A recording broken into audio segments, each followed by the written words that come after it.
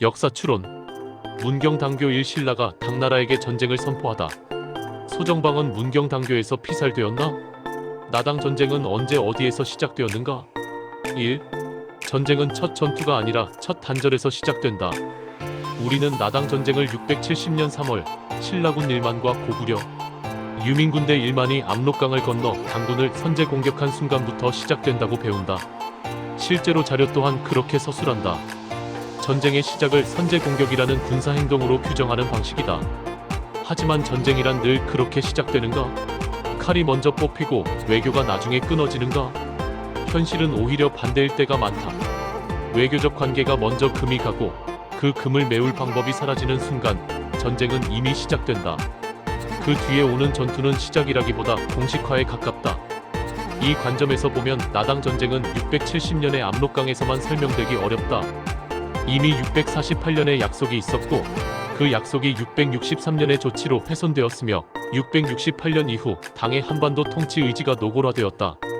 당은 백제 멸망 이후 웅진도독부 등 도독부를 설치하고 고구려 멸망 이후에도 도독부를 늘려 옛 영토를 당의 행정구역으로 편입했다. 더 충격적인 것은 고구려 멸망 이전인 663년에 신라를 계림대도독부로 두고 문무왕을 계림주대도독으로 임명한 조치다.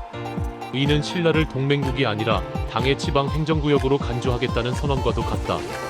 그럼에도 신라는 즉시 칼을 들지 않았다. 고구려가 건재한 상황에서 당과 직접 충돌은 치명적이었기 때문이다. 신라는 기다렸다. 그리고 준비했다. 고구려 멸망 후 안동도 호부 설치로 당의 의도가 명백해지자 마침내 전쟁은 공식적으로 드러난다. 그런데 여기서 우리의 익숙한 연표에 잘 들어오지 않는 질문이 생긴다. 만약 신라가 당의 야욕을 더 일찍, 더 결정적으로 감지했다면? 만약 신라가 전쟁을 공식화하기 전에 이미 돌이킬 수 없는 단절을 만들어냈다면? 바로 이 질문이 문경상주 경계의 당교로 시선을 옮기게 만든다.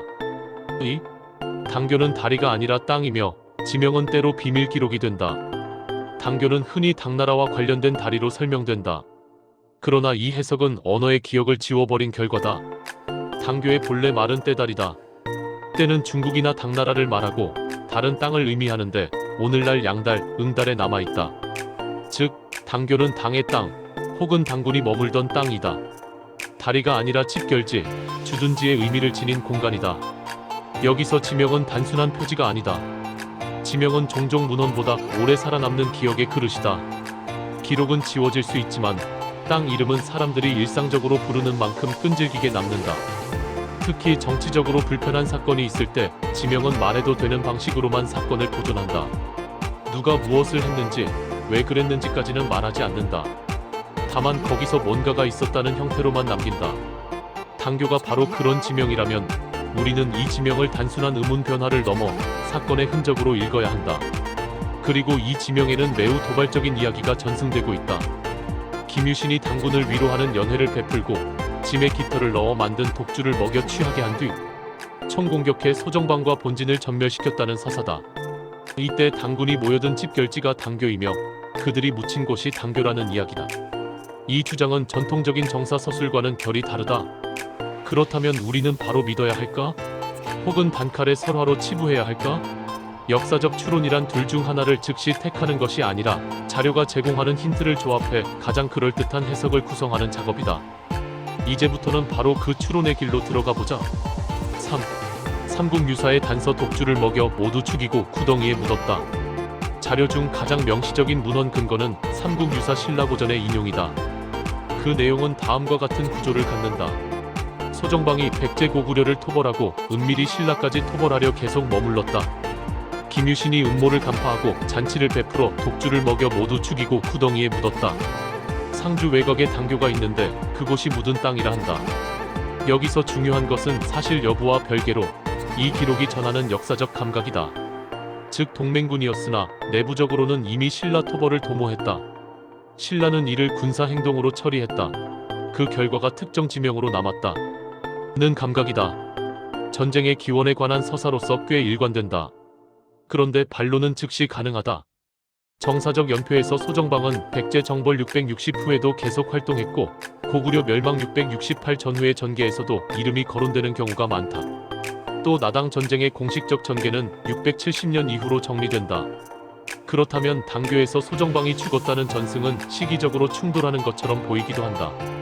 하지만 바로 그 지점에서 왜 기록이 침묵하는가가 다시 떠오른다.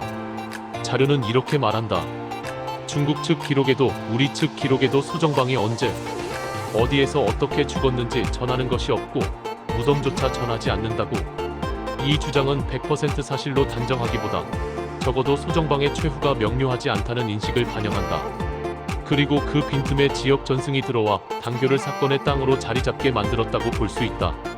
즉, 여기서 핵심은 소정방 사망의 확정이 아니라 소정방의 부재가 설명을 요구하고 그 설명이 당교라는 지명 및 전승과 결합하여 나당 전쟁의 시작을 앞당기는 서사를 구성한다는 구조다. 이 구조가 설득력을 얻으려면 당교 사건이 실제로 전쟁으로 이어질 정치적 단절을 만들어냈다는 논증이 필요하다. 이제부터는 그 논증을 시도한다.